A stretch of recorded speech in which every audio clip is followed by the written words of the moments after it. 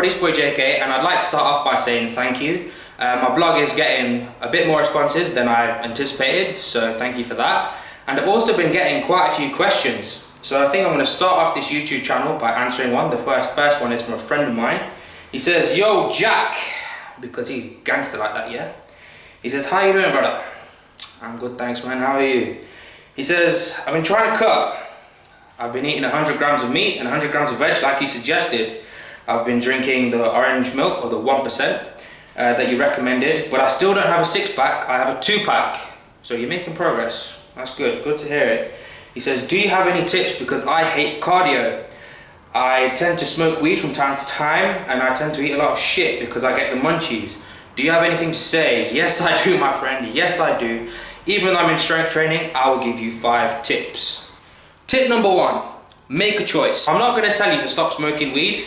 Obviously, it's your choice, it's your body, you do as you please. However, what I am going to say is that diet is 70% of training.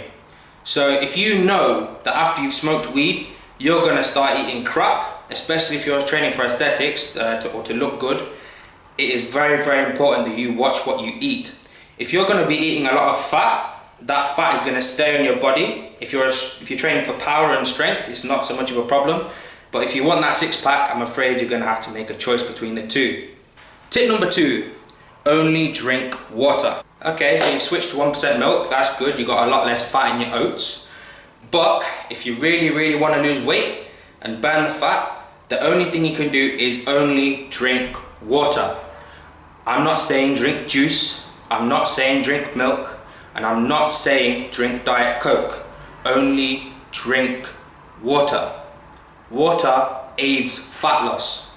If you're struggling to stick to your calories, if you tend to drink 2 pints, or you try and keep hydrated throughout the day, but especially if you drink 2 pints before a meal, it can help suppress your appetite. So if you're training for aesthetics, it can help.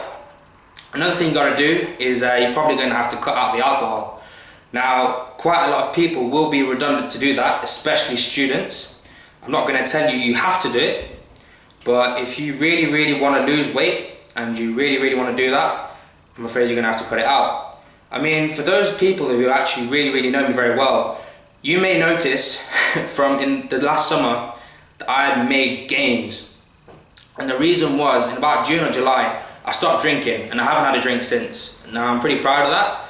I'm not saying I'm never going to drink again, because I genuinely don't know.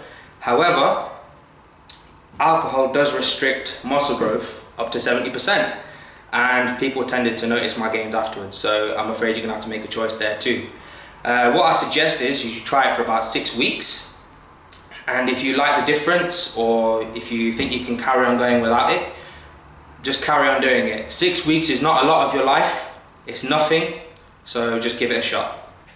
Tip number 3, sleep. Again, for those of you who have read my blog, you'll know that I spoke about sleep in a different context, in the fact that it aids you to grow and it aids you to recover. But it also, for some unknown scientific reason to myself, I can't remember at this present moment in time, it also helps you to burn fat. So if you don't get enough sleep, you will feel sluggish and you will also gain a little weight. I recommend you try and get at least 8 hours of sleep, although some bodybuilders try and cut it down just to get their calories in. But for anyone who's just training for themselves and not for competition, 8 hours of sleep will do fine. Tip number 4, work out your macros. Okay, so your macros are how much you need to eat, bro. So basically, I'll leave the links in the description. What you need to do is you need to fill out 2 forms. They're like calculators, online calculators, they're pretty spot on. The first one you need to do is the calorie calculator. You just put your age, your name, not your name, sorry. You put your age, you put your how much you weigh, how tall you are, whether if you're male or female, etc, etc. And it will basically tell you how much you need to eat. So if you're bulking, I recommend that you eat 100 to 200 calories over your maintenance. And it'll also give you 2 fat loss options. It'll give you extreme fat loss, which I recommend you ignore, because you will lose your gains completely and you will really, really struggle.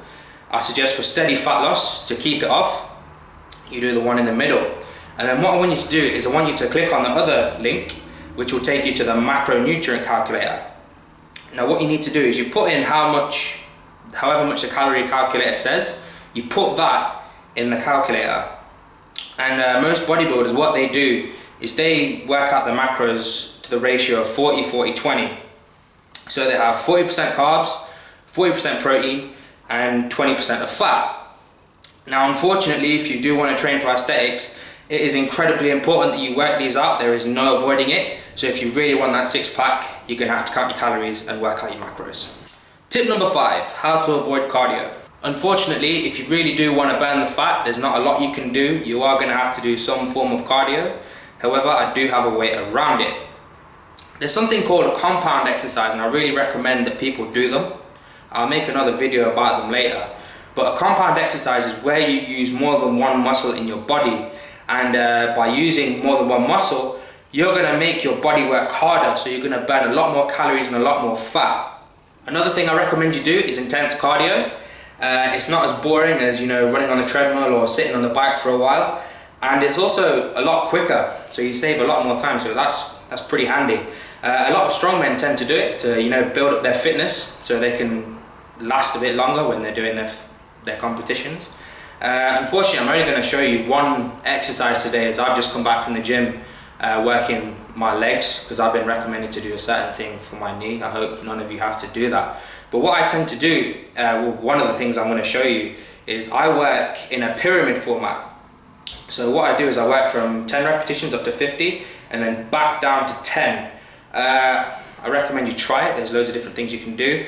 But one of the things I'm going to show you right now is a combination of jumping jacks and mountain climbs. Here's an example. Okay, so the great thing about intense cardio is that you can do it anywhere, at home or in the gym. Now, as I've said before, this is just a demonstration. I usually go up in tens, so from 10 repetitions to 20 to 30 to 40 to 50, and then back down. Now, you can do that according to your fitness level. It doesn't matter about pace as long as you just do it however fast you can. That's why it's intense. Just give it a shot and see how it goes.